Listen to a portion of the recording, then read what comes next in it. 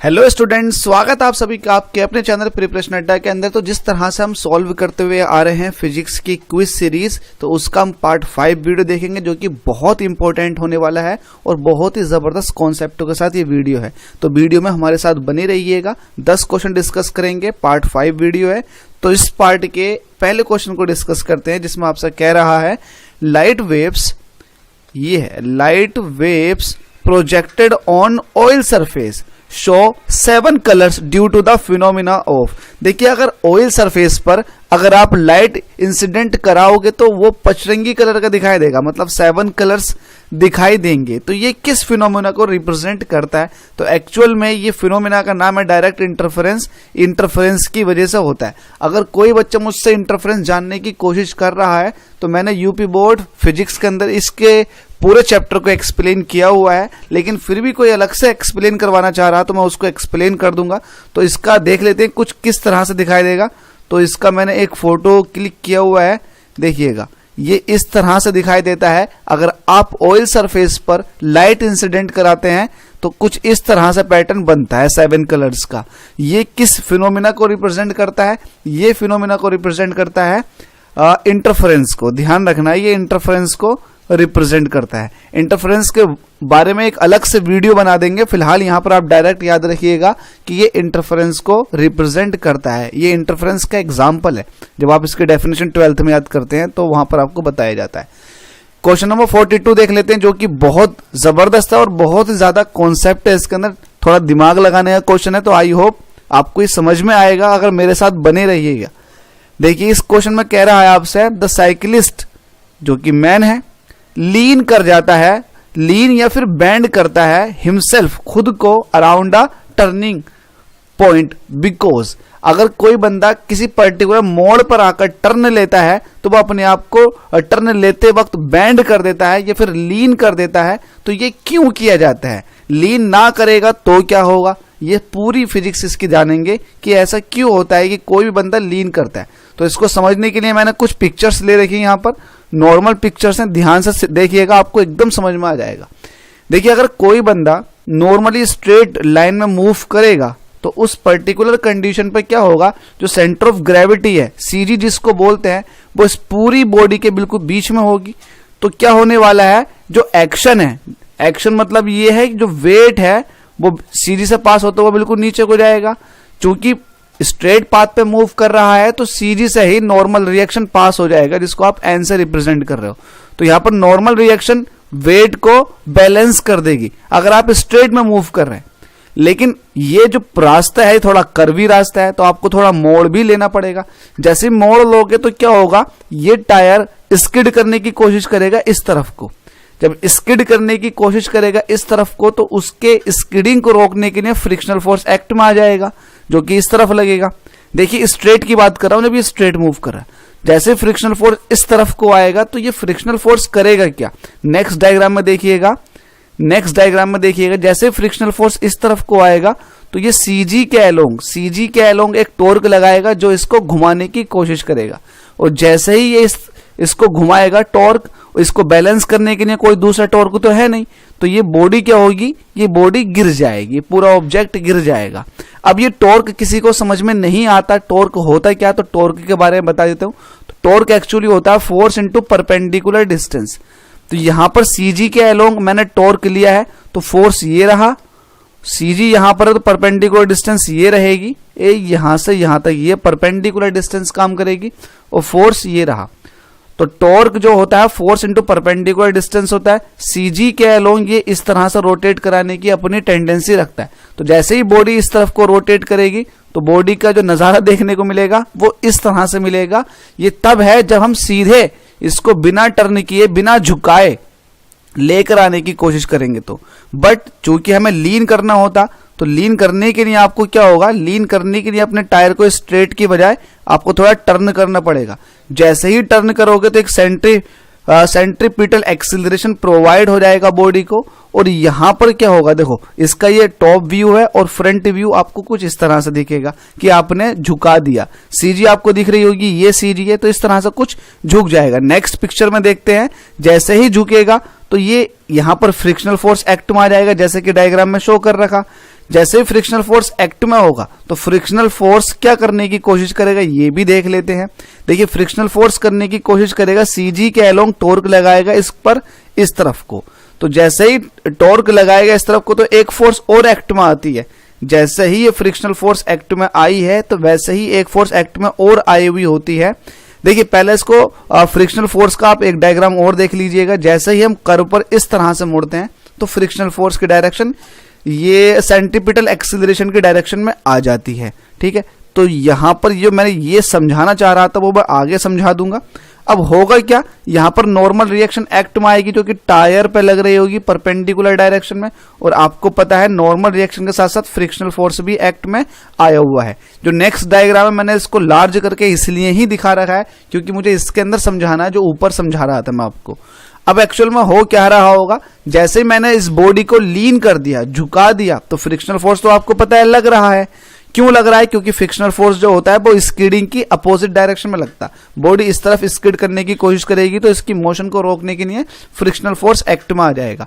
अब चूंकि सीजी यहां पर लाई करती है सेंटर ऑफ ग्रेविटी, जैसे सेंटर ऑफ ग्रेविटी यहां पर लाई करती है तो frictional force centre of gravity के अलोंग अपना रोटेशनल इफेक्ट इस तरह से दिखाएगा, मतलब टॉर्क इस तरह से दिखाएगा। टॉर्क का जो रोटेशनल इफेक्ट होगा वो क्लॉकवाइज होगा, तो क्लॉकवाइज टॉर्क लगाएगा frictional force. But normal reaction भी एक्ट में आया हुआ है तो नॉर्मल रिएक्शन सीजी के अलोंग जो टॉर्क लगाएगा उसका जो रोटेशनल इफेक्ट होगा वो होगा एंटी क्लॉकवाइज। पता कैसे चलेगा कि क्लॉकवाइज होगा या एंटी क्लॉकवाइज, ये देखिएगा कि ये पॉइंट इस पर्टिकुलर नॉर्मल रिएक्शन के किस साइड में, लेफ्ट साइड में, तो ये नॉर्मल रिएक्शन को आप लेफ्ट साइड की तरफ को रोटेट कराएं तो इससे पता चलेगा कि इस फोर्स का जो टॉर्क है उसका जो इफेक्ट है वो एंटी क्लॉकवाइज डायरेक्शन में इसको घुमाने का है। जबकि अगर फ्रिक्शनल फोर्स को देखोगे तो फ्रिक्शनल फोर्स के राइट साइड में तो इसका इफेक्ट कुछ इस तरह से होगा।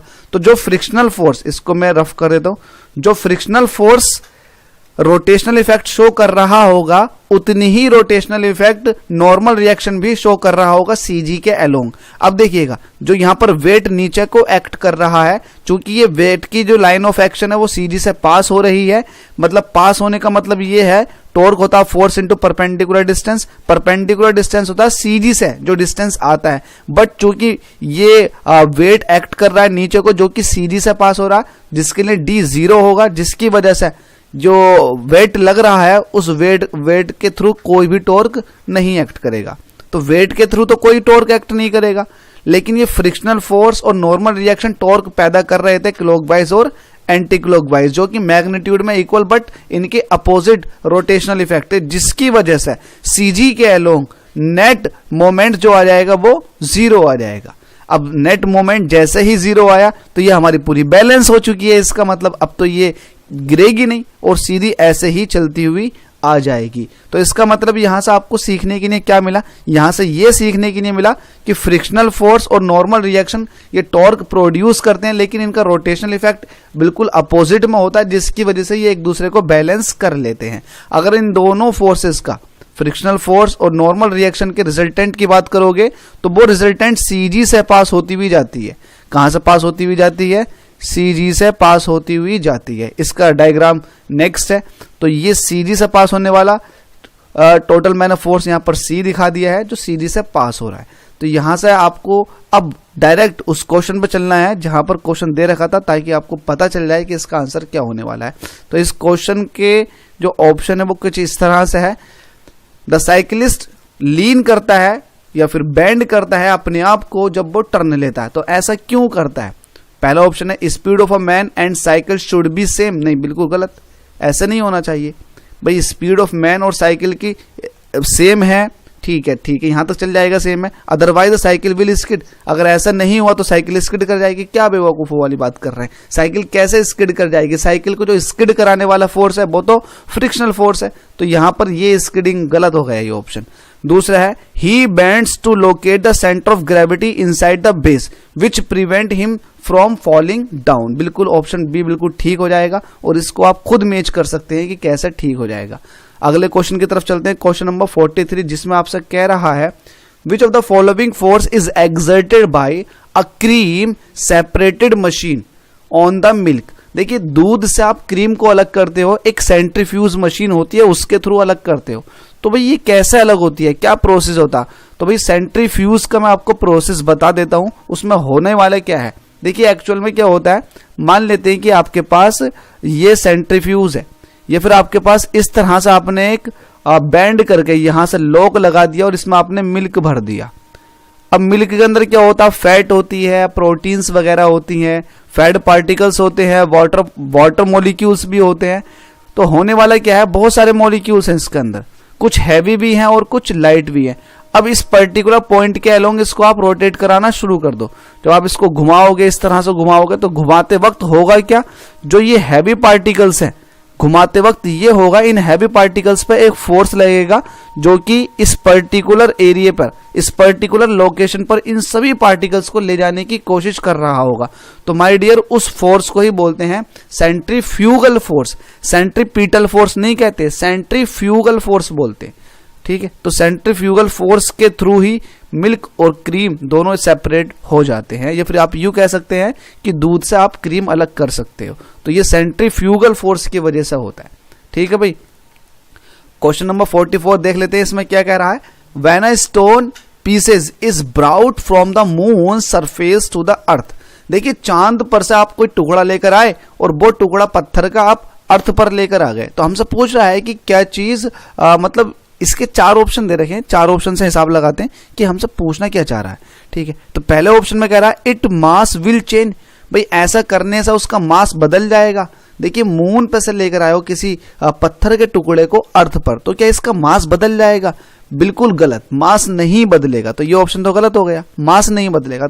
मास इसलिए नहीं बदलता है क्योंकि मास जो है वो क्वांटिटी को रिप्रेजेंट करता है। अब क्वांटिटी मून पर भी उतनी ही होगी जितनी अर्थ पर होगी उस पर्टिकुलर स्टोन की। तो ये ऑप्शन गलत हो जाएगा। दूसरा ऑप्शन देख लेते हैं, its weight will change but its mass would remain constant. तो ऑप्शन भी बिल्कुल ठीक हो जाएगा। वेट चेंज हो सकता है बट उसका मास चेंज नहीं होगा। बिल्कुल सही है, क्योंकि वेट जो होती है वो होती है मास इंटू जी, जहां पर जी जो है वो ग्रेविटेशनल एक्सिलरेशन को रिप्रेजेंट करता है। जहां पर जी की वैल्यू ज्यादा होगी वहां पर वेट ज्यादा होगा, और जहां पर जी की वैल्यू कम होगी वहां पर वेट भी कम होगा। इसका मतलब लोकेशन टू लोकेशन, अगर अर्थ की बात करें, लोकेशन टू लोकेशन जी की वैल्यू बदलती रहती है, तो इसका मतलब वेट भी लगातार बदलता रहेगा। अगर बात करें अर्थ के किस पॉइंट पर सबसे ज्यादा वेट होगा किसी पर्टिकुलर बॉडी का, तो ये पोल पर होता है, क्योंकि पोल पर जी की वैल्यू सबसे ज्यादा होती है। तो इसका मतलब वेट तो बदल सकता है, ये जी पर डिपेंड करता है। और अगर मून पर जी की वैल्यू कैलकुलेट करना चाहोगे तो जी मून जो होता है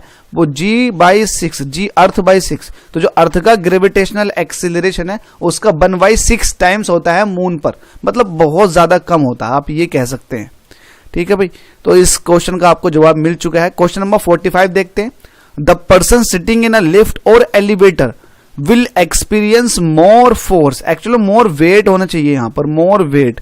वो कब अपना वेट ज्यादा एक्सपीरियंस करेगा? इसका चाहूं तो मैं आपको डायरेक्ट टिक लगवा सकता हूं कि ये इसका आंसर है, बट मुझे टिक से कोई मतलब नहीं है, मुझे मतलब है आपको समझाने से। तो पूरी हम एलिवेटर की फिजिक्स पढ़ लेते हैं, और यहां पर मैंने कुछ आपके लिए तैयार किया हुआ है एलिवेटर की फिजिक्स के लिए। ध्यान से देखिएगा तो ही मजा आएगा। तो इसको देखने के लिए जहां से मैं शुरू करता हूं वहां से आप शुरू कीजिएगा। देखिए भाई, अगर मैं ये कह रहा हूं कि ये एक लिफ्ट है, जैसा समझाऊं वैसा समझिएगा। ये लिफ्ट है, इसके अंदर कोई बंदा खड़ा हुआ है, बंदा या बंदी कुछ भी ले सकते हो। ये बंदा खड़ा हुआ है, तो जाहिर सी बात है इस पूरी लिफ्ट का जो वेट होगा वो इस तरह से नीचे को एक्ट कर रहा होगा। ठीक है, अगर इस पर्सन की बात कर लेते हैं तो इस पर्सन पर जो नॉर्मल रिएक्शन होगा वो ऊपर की तरफ लग रहा होगा। ठीक है, ये नॉर्मल रिएक्शन लग रहा होगा। ये बैलेंसिंग की कंडीशन है कि इस पर रिएक्शन ऊपर की तरफ लग रहा है और इसका वेट नीचे की तरफ को है। अब मैं ये कह रहा हूं कि आप लिफ्ट को ऊपर की तरफ लेकर जा रहे हो एक एक्सटर्नल फोर्स के थ्रू, मतलब ये एफ आपने सपोर्ट किया, ये एफ आपका सपोर्टिव फोर्स हो चुका है।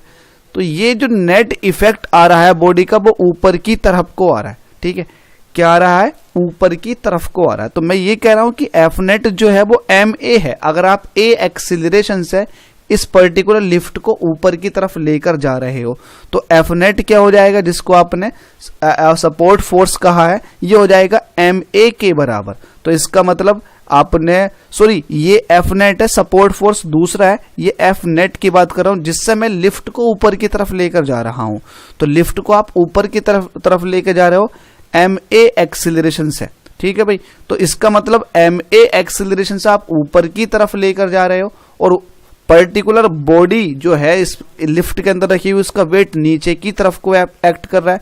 तो इसका मतलब आपको जो टोटल सपोर्ट फोर्स होगी वो कितनी होने वाली है, W प्लस एम ए के बराबर होने वाली है। W प्लस एम ए के बराबर, ये मैंने किस तरह से कह दिया, ये मैं इस तरह से कह सकता हूं कि सपोर्ट फोर्स मतलब नॉर्मल रिएक्शन की बात कर रहे हैं। तो सपोर्ट फोर्स मतलब नॉर्मल रिएक्शन जो होगा वो आपका ऊपर की तरफ एक्ट कर रहा है, मतलब यहां पर आपने N बोल दिया, और वेट नीचे की तरफ को एक्ट कर रहा मतलब नीचे जाने की डायरेक्शन अपोजिट होगी ऊपर के, तो ये हो जाएगा N माइनस डब्ल्यू। लेकिन ओवरऑल इफेक्ट जो है बॉडी का वो ऊपर जाने का, तो मतलब ये एम ए के जस्ट इक्वल होगा। अगर यहां से नॉर्मल रिएक्शन या फिर सपोर्ट फोर्स की बात करोगे तो ये एम ए प्लस डब्ल्यू हो जाएगा। आई होप आपको समझ में आया होगा कि सपोर्ट फोर्स जो है वो एम ए प्लस डब्ल्यू है। सपोर्ट फोर्स किसके बराबर होगा, एम ए प्लस डब्ल्यू के होगा। ये एम ए क्या है, ये वो फोर्स है जिसके थ्रू हम लिफ्ट को ऊपर की तरफ लेकर जा रहे हैं, ठीक है। तो N is equal to M A plus W होगा। अब यहां से कुछ कंडीशंस निकालते हैं। कंडीशंस क्या होगी, कंडीशंस का मतलब ये है कि जो रिएक्शन लग रहा है वो वेट में कुछ ऐड हुआ है उसके जस्ट इक्वल लग रहा है। भाई देखिएगा ये नॉर्मल रिएक्शन है, सपोर्ट फोर्स का मतलब यहां पर नॉर्मल रिएक्शन के लिए रिप्रेजेंट कर रहा हूं मैं। तो ये नॉर्मल रिएक्शन है और नॉर्मल रिएक्शन ज्यादा फील होगी। जब ज्यादा फील होगी तो आपको ऐसा लगेगा जैसे कि आपका वेट बढ़ गया। भाई नॉर्मल रिएक्शन तो आपके पैरों पे लगेगी, जब पैरों पे लगेगी ऊपर की तरफ को तो आपका वजन आपको ऐसे फील होगा जैसे कि आपका वेट ज्यादा हो चुका है। रीजन क्या है, क्योंकि आपके वेट में एम ए कॉम्पोनेंट ऐड हो चुका है। ये वो कॉम्पोनेंट है, ये वो फोर्स है जिसके थ्रू लिफ्ट ऊपर को जा रही होगी, तो वो फोर्स भी आपके वेट में ऐड हो जाएगा। ध्यान रहे जितनी तेजी से या जितनी ज्यादा एक्सिलरेटेड आप लिफ्ट को ऊपर लेकर जाओगे उतना ही ज्यादा आपको वेट अपना फील होगा। तो इसका मतलब ये हुआ कि जो नॉर्मल रिएक्शन थी वो एम ए प्लस डब्ल्यू के बराबर आई। अगर किसी को ये समझ में नहीं आया तो ये भी मैं एक्सप्लेन कर दूंगा अगर आपको समझ में नहीं आया होगा तो। चलो मैं एक बार और फिर भी कर देता हूं क्या जाता है। भाई ये आपके पास लिफ्ट थी, इसके अंदर ऑब्जेक्ट कुछ इस तरह से था। अब जब ये खड़ा हुआ है तो इसका वेट नीचे को mg एक्ट कर रहा होगा जिसको आपने w कहा है, और यहां पर नॉर्मल रिएक्शन ये n इस तरह से एक्ट कर रहा होगा। अगर ये लिफ्ट रुकी हुई है तो n जो है वो w के जस्ट इक्वल होगा, ठीक है। अगर रुका हुआ केस होता, बट मैं इसे मोशन में ले लूं तो मोशन में ले रहा हूं ऊपर की तरफ को, तो मैंने यहां पर ऊपर की तरफ को एक फोर्स दिया है जो है ma के बराबर। तो यहां पर मैंने ma एक फोर्स दिया है, इसको नेट फोर्स कह रहा हूं कि नेट फोर्स मैंने ma ऊपर की तरफ को दिया है। जब ma ऊपर की तरफ को है तो ये नेट फोर्स है ना, ये ma ऊपर की तरफ को, तो ये ऊपर की तरफ को जो फोर्स आया है वो इन दोनों फोर्स का रिजल्टेंट के जस्ट इक्वल दिया होगा। अब इन दोनों फोर्स का जो रिजल्टेंट है वो आएगा n माइनस डब्ल्यू, ठीक है। क्यों आएगा n minus W, W minus N भी तो हो सकता था, लेकिन n माइनस डब्ल्यू क्यों हुआ, वो इसलिए हुआ क्योंकि जो ओवरऑल इफेक्ट है इस लिफ्ट का वो ऊपर जाने वाला है, तो इसलिए ऊपर वाला फोर्स डोमिनेट करेगा। तो ये n माइनस डब्ल्यू रिजल्टेंट हो जाएगा और ये किसके जस्ट इक्वल होगा, वो ma के। तो यहां से नॉर्मल रिएक्शन निकालेंगे तो ये ma प्लस डब्ल्यू निकल कर आएगा, ठीक है। इसका मतलब ये हुआ जो नॉर्मल रिएक्शन लग रही होगी उस बंदे पर जो लिफ्ट के अंदर खड़ा हुआ है वो उसके वेट्स में लगने वाला एक एक्सटर्नल फोर्स वो ऐड कर दीजिएगा, उसके जस्ट इक्वल रहेगी। इसका मतलब ये है कि अगर कोई बॉडी या फिर लिफ्ट ऊपर को जा रही है किसी ए एक्सिलरेशन से तो वो फोर्स भी वेट में ऐड हो जाएगा, तो आपको अल्टीमेटली नॉर्मल रिएक्शन ज्यादा लगेगी जिसकी वजह से आपको ऐसा फील होगा कि आपका वेट इंक्रीज हो चुका है। तो यहां पर तीनों केस देख लेते हैं, तीनों केस में क्या होने वाला है। तो यहां पर आपको जो एपरेंट वेट है वो आपको ज्यादा लगेगा, ठीक है भाई, जिसको आप ये एपरेंट वेट जिसको आप F सपोर्ट बोल रहे हो। सपोर्ट जो है ये नॉर्मल रिएक्शन के लिए स्पेशली यूज हुआ है, तो नॉर्मल रिएक्शन जो होगी वो आपको ज्यादा लग रही होगी, जिसलिए आपका एपरेंट वेट जो होगा वो ज्यादा होगा। इसकी पूरी डिटेल ये लिखी हुई है, when accelerating upward you feel like your weight is greater than normal since the required support force by the elevator floor is greater than normal, the support must supply an excess over the gravity force in order to accelerate you upward। ये मतलब ये कहना चाह रहे हैं कि ऊपर ज्यादा फोर्स लगाओगे, ऊपर मतलब ज्यादा फोर्स लगाओगे, ये एफ नेट ज्यादा फोर्स लगाओगे ताकि आप जो है ऊपर को मूव करें। हालांकि आपको मैं समझा चुका हूं और ज्यादा तफसील में नहीं जाने की कोशिश करूंगा। इसका दूसरा केस ये आता है कि अगर आप नीचे की तरफ को आ रहे हैं, जब नीचे की तरफ को आ रहे हैं तब क्या कंडीशन होगी भाई, जब नीचे की तरफ को आएंगे तो उस कंडीशन में यहां पर मैंने क्या डोमिनेट कराया था, यहां पर मैंने एन डोमिनेट कराया था जब ऊपर की तरफ को जा रहे थे, लेकिन अब तो नीचे की तरफ को आ रहे हैं। जब नीचे की तरफ को आ रहे हैं तो डब्ल्यू डोमिनेट करेगा, तो W minus N is equal to किसके बराबर होगा, एम ए के। W minus N is equal to किसके बराबर आ जाएगा भाई, ये एम ए के निकल कर आ जाएगा। अगर यहां से आप एन की वैल्यू कैलकुलेट करोगे तो ये हो जाएगी W minus M A. I hope आपको समझ में आ गया होगा। तो जब लिफ्ट नीचे की तरफ को किसी पर्टिकुलर एक्सीलरेशन ए से आती है तो जो बॉडी का वेट होता है वो उस फोर्स के थ्रू कम हो जाता है जिस फोर्स के थ्रू आप नीचे को लिफ्ट को ला रहे हो। तो यहां पर n इज इक्वल टू हो जाएगा डब्ल्यू माइनस एम ए, मतलब आपके वेट में से कुछ फोर्स कम हो रहा है ना, इसके बराबर आपकी नॉर्मल रिएक्शन लग रही होगी। भाई आप खुद सोचिएगा, एक लिफ्ट में आप बैठे हुए हो, लिफ्ट बहुत तेजी से नीचे को आ रही है, तो जिस सरफेस पर आपके कदम रखे हुए हैं वो सरफेस तो पहले से नीचे को जा रहा है, तो आपका जो नॉर्मल जो आपका वेट है वो तो नीचे को एक्ट कर रहा होगा, बट नॉर्मल रिएक्शन नहीं लगा पाएगा ना सरफेस आप पर, क्योंकि सरफेस तो खुद नीचे को जा रहा है। तो इसका मतलब नॉर्मल रिएक्शन जो होगी वो उतनी कम हो जाएगी जितना आपके वेट है उसमें से वो फोर्स जो उस लिफ्ट को नीचे को लेकर आ रहा है। तो अल्टीमेटली वेट में से कुछ माइनस हुआ है तो वेट आपको ऐसा लगेगा जैसे कि आपका वेट मतलब अपरेंट वेट वो कम हो चुका है। तो आई होप आपको ये भी समझ में आ गया होगा। इसके और भी केस है, उन केस को देख लेते हैं। ये कह रहे हैं कि जब आपकी लिफ्ट का जो वायर होता है जिसके थ्रू ऊपर नीचे चलती है ये टूट जाए, अगर ऐसा हो गया तब उस कंडीशन में जो एक्सीलरेशन होगा ए वो तो जीरो हो जाएगा, क्योंकि अब लिफ्ट जो है आप किसी एक्सटर्नल फोर्स से नहीं चला रहे। जब ए जीरो कर दोगे किसी भी केस में, देखो किसी भी केस में जब आप ए की वैल्यू जीरो कर दोगे, जब ए की वैल्यू जीरो कर दोगे तब उस कंडीशन में जब ए की वैल्यू जीरो हो चुकी होगी उस कंडीशन में अगर एन माइनस डब्ल्यू करोगे, एन माइनस डब्ल्यू, चलो यहां पर करके देखते हैं। W minus N is equal to M A था, अगर आपने यहां पर ए जीरो कर दिया, जैसे ए की वैल्यू जीरो होगी उस कंडीशन में W is equal to N हो जाएगा। W is equal to N का मतलब ये है जितनी आप एक्शन लगा रहे हो उतना रिएक्शन मिलने की। अब देखिए जितना आप एक्शन लगा रहे हो एक्चुअल में उतना रिएक्शन नहीं मिलता, जितना आप एक्शन लगाते हो उतना आपको रिएक्शन नहीं मिलता। मतलब ये है जो लिफ्ट है वो उसी लिफ्ट जो है पर्टिकुलर लिफ्ट की बात कर रहे हैं तो ये ग्रेविटेशनल एक्सीलरेशन जी से नीचे की तरफ को आती है और इसके अंदर कोई भी ऑब्जेक्ट रखा वो भी ग्रेविटेशनल एक्सीलरेशन जी से नीचे की तरफ को ही आता है। मतलब जितनी भी बॉडी आ रही होंगी वो नीचे की तरफ को जी एक्सीलरेशन से आ रही होगी। तो इस कंडीशन में जो एलिवेटर का एक्सीलरेशन है उसके अंदर बैठे व्यक्ति का एक्सीलरेशन भी उतना ही हो जाएगा और ये दोनों एक्सीलरेशन हो जाएंगे just equal, G is equal to 9.8 metre per second square के। तो इस कंडीशन में जो ऑक्यूपेंट है और एलिवेटर दोनों ही फ्री फॉल कर रहे होंगे। जब फ्री फॉल की कंडीशन होती है तब नॉर्मल रिएक्शन की वैल्यू एन की वैल्यू जीरो हो जाती है। यहां पर एन की वैल्यू क्या हो जाएगी, जीरो। जैसे ही n की वैल्यू यहां पर आप जीरो रखोगे तो यहां पर w आपको कितना मिलेगा, जीरो। मतलब आपको ऐसा लगेगा कि आपका कोई वेट नहीं है। इसको बोलते हैं वेटलेसनेस कंडीशन, है ना, भारहीनता, हिंदी में बोलते हैं इसको भारहीनता। ठीक है भाई, ये आप ध्यान रखना। तो ये आपने पूरा केस समझ लिया। W mg के बराबर होगा, जो वेट लग रहा होगा वो mg के बराबर होगा, जितना g एक्सीलरेशन है उस एक्सीलरेशन से बॉडी खींच रही होगी, मतलब फ्री फॉल आ रहा होगा।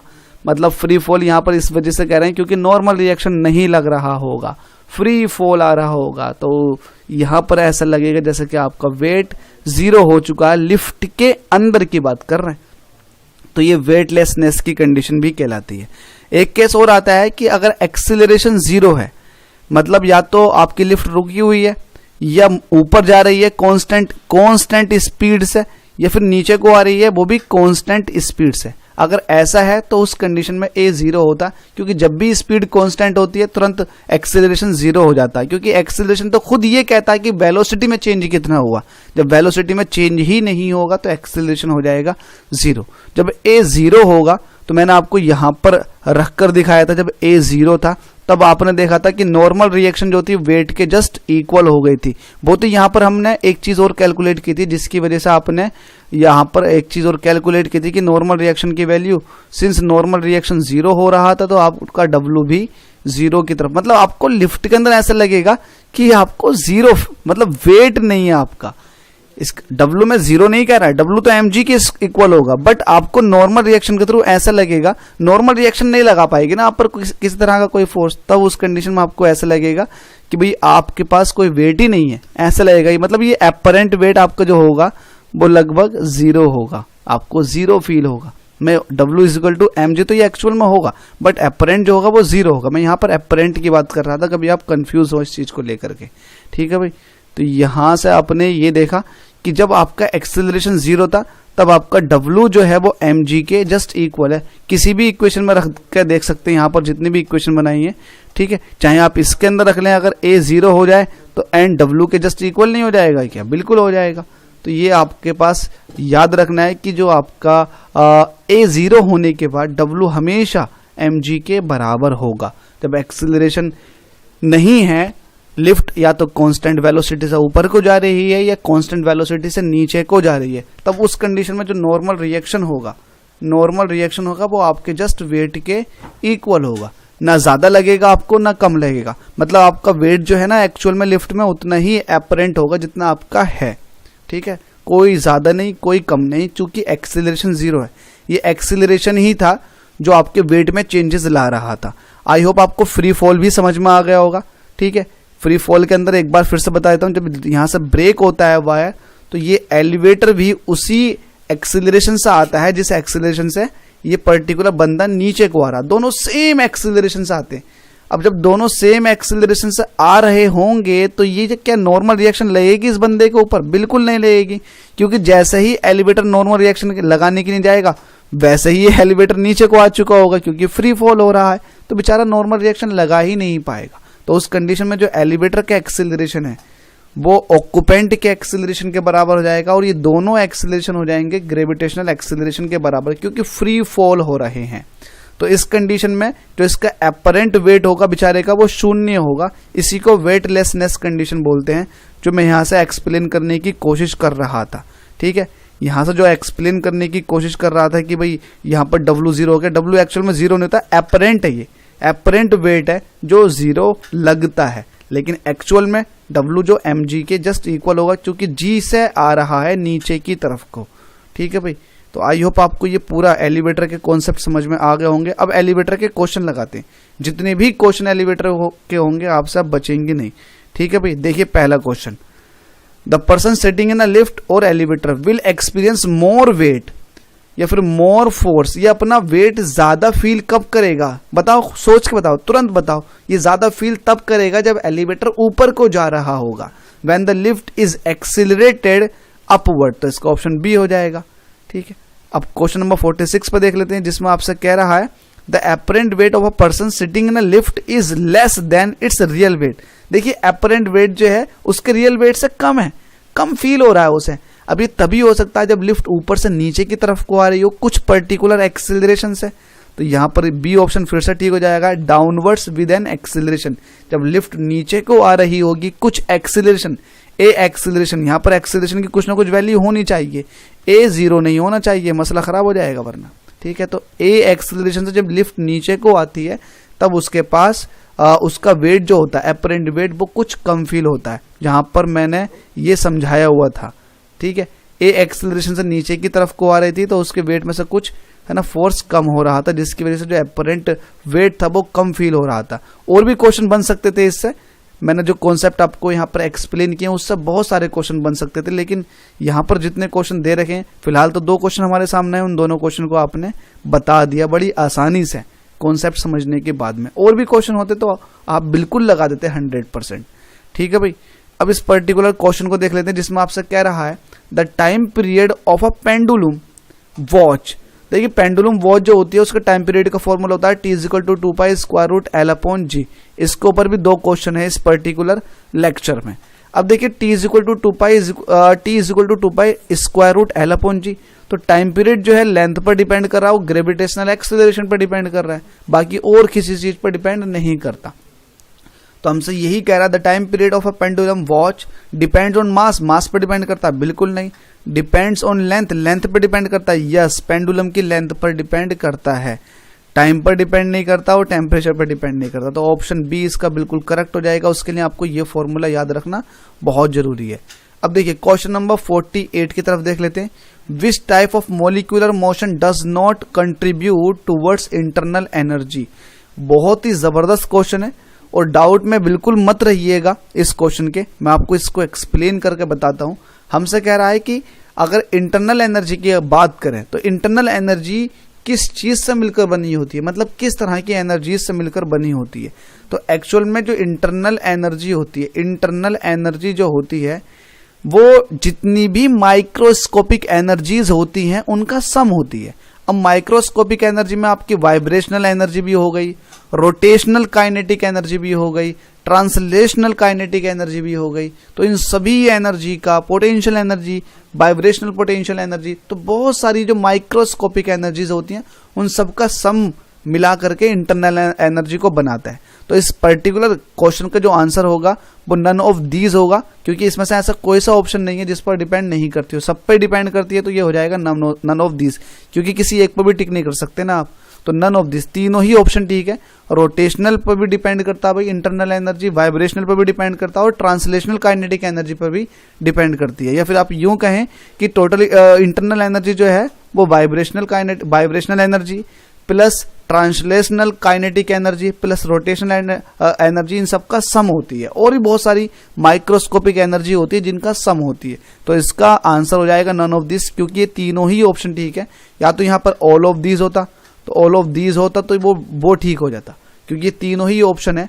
जो कि आपकी बुक के अंदर क्वेश्चन दे रखा वो है ट्रांसलेशन, गलत दे रखा, ये गलत दे रखा आपकी बुक के अंदर। इसका सही ऑप्शन जो है वो है नन ऑफ दीज, चाहे आप सर्च कर लें कहीं पर भी। अब देखिए इसके अंदर एक क्वेश्चन और बनता बड़ा जबरदस्त।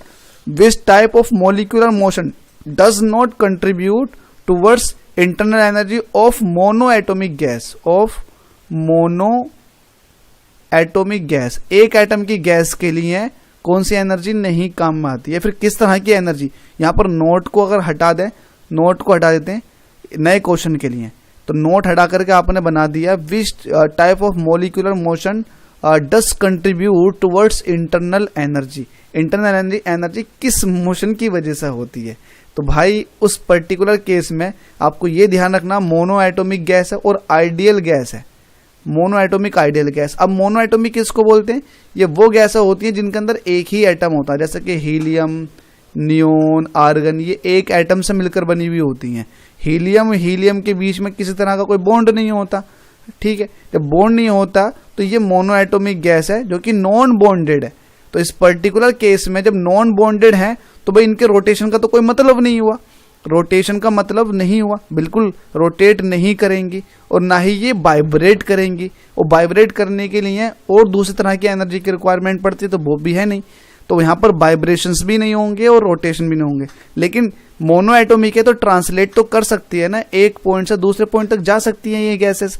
जब एक पॉइंट से दूसरे पॉइंट तक जाएंगी तो ये ट्रांसलेशन हो गई। तो ट्रांसलेशनल काइनेटिक एनर्जी पजेस करती है मोनो एटॉमिक आइडियल गैस। आप ध्यान रखना, ट्रांसलेशनल काइनेटिक एनर्जी पजेस करती हैं। ये क्वेश्चन भी बहुत इंपॉर्टेंट है और साथ में जो मैंने बताया है वो भी इंपॉर्टेंट है। दोनों क्वेश्चन बिल्कुल अलग सेपरेट याद करना। क्वेश्चन नंबर 49 की तरफ देख लेते हैं। If the length of a simple pendulum is increase by 4%। ओ, अभी मैंने सिंपल पेंडुलम का आपको एक क्वेश्चन बताया था, उस क्वेश्चन में आपको फॉर्मूला ही एक्सपेंड किया था मैंने। तो T is equal to 2 pi square root L upon G। ये आपके पास सिंपल पेंडुलम का हमसे कह रहा है time period. If the length of a simple pendulum increase by 4%। देखिए लेंथ को 4% बढ़ा दिया गया है, तो हमसे पूछा है टाइम पीरियड पर क्या इफेक्ट पड़ेगा। मतलब एक तरह से परसेंटेज का क्वेश्चन है। तो इसको सॉल्व करने के लिए आप इसको परसेंट की फॉर्म में लिखोगे, delta T upon T into 100। ये नंबर है, नंबर का कोई परसेंट नहीं होता, तो यहाँ स्क्वायर रूट का मैं 1/2 कह सकता हूँ, 1/Δl/L इंटू 100। चूंकि यहाँ पर g का किसी तरह का कोई जिक्र नहीं है तो g को हटा सकते हैं। अब मुझे एक बात बताइएगा, g फिक्स है तो g डेल्टा g करोगे तो डेल्टा g की वैल्यू 0 आ जाएगी, जिस तरह से आपने यहाँ पर किया था, तो वो मसला हो जाएगा। चलो लिख देते हैं, पूरा लिख देते हैं, खत्म कहानी, आप कंफ्यूज मत हो। प्लस डेल्टा g 1/2 के साथ delta g upon g into 100। चूंकि डेल्टा g की वैल्यू क्या है, 0 है, क्योंकि किसी पर्टिकुलर फिक्स एक्सेलरेशन की बात चल रही है, तो डेल्टा g 0 हो जाएगा, जिसकी वजह से पूरी टर्म 0 हो जाएगी। तो यहाँ पर डेल्टा t जो आ जाएगा वो आ जाएगा 1/2 Δl/L इंटू 100। अब वो ये कह रहा है कि लेंथ में जो है 4% का इंक्रीमेंट किया है, तो 1/2 लेंथ की आप Δl/L इंटू 100 ये 4% दे रखा, तो 2 से 4 को काटेंगे 2 बार चला जाएगा। अल्टीमेटली जो आपके पास टाइम पीरियड है, जिसको आपने डेल्टा t/t इंटू 100 कहा था, तो ये टाइम पीरियड जो है वो 2% से चेंज हो जाएगा। तो इसका आंसर जो है वो 2% वाला जो भी होगा वो इसका आंसर होगा। तो इंक्रीज बाय 2%। आई होप आपको समझ में आ गया होगा। ये RRB ACASM में पूछा गया था और GG 2004 में। ठीक है, ये क्वेश्चन मैं आपको बता नहीं रहा कहाँ कहाँ पूछे जा चुके हैं, मैं तो बस एक्सप्लेन कर रहा हूँ, आपको समझने की कोशिश कीजिएगा। क्वेश्चन नंबर 50 जो कि इस लेक्चर का लास्ट क्वेश्चन है और ये भी अच्छा क्वेश्चन है। इसमें कह रहा है the ratio of transverse deformation and longitudinal deformation is called. Actual में ये पॉइजन रेशियो की डायरेक्ट डेफिनेशन है, पॉइजन रेशियो की डायरेक्ट डेफिनेशन है। ये ratio sigma is equal to होता है transverse deformation upon longitudinal deformation. ठीक है, ये इस तरह से भी डेफिनेशन आती है, वरना जो सिंपल डेफिनेशन चलती है सिग्मा इज इक्वल टू वो ये चलता है lateral strain upon linear strain. Strain मतलब डिफॉर्मेशन के लिए ही वर्ड यूज किया जाता है स्ट्रेन। स्ट्रेन का दूसरा वर्ड जो है वो है डिफॉर्मेशन। तो पॉइजन रेशियो जो होता है वो होता है lateral strain upon linear strain. अगर इसकी डिटेल में जाएंगे तो लेटरल का मतलब क्या होता है, लेटर होता है बाहर की, जो बाहर वाली रेडियस थी, है ना। ठीक है, तो ये इसकी रेडियस में कितना चेंज आ गया या फिर डायामीटर में कितना चेंज आ गया, तो बाहर वाले डायामीटर में कितना चेंज आया, तो ये होगा लेटरल स्ट्रेन। और लीनियर का मतलब ये है कि इसकी लेंथ में कितना चेंज आया, तो वो लीनियर स्ट्रेन हो जाएगा। अब देखिएगा, मान लेते हैं जो डैश वाला ये शुरुआत में था, शुरुआत में आपके पास इस तरह का एक सिलेंडर था जिसकी लेंथ ओरिजिनल लेंथ L0 थी और ओरिजिनल डायमीटर जो था इसका वो D0 था। अब आपने क्या किया, एक टेंसाइल लोड लगाया खींचने के लिए और इसको पकड़ के ऊपर से और नीचे से खींच दिया। जब ऊपर और नीचे से खींचोगे तो इसकी थिकनेस कम हो जाएगी, ये पतला हो जाएगा और लेंथ इसकी बढ़ जाएगी। तो यहां से फिर पॉइजन रेशियो जो होता है वो होता है लेटरल स्ट्रेन। तो लेटर मतलब बाहर की, तो बाहर की जो लेटरल स्ट्रेन आई है वो आया डायमीटर में चेंज।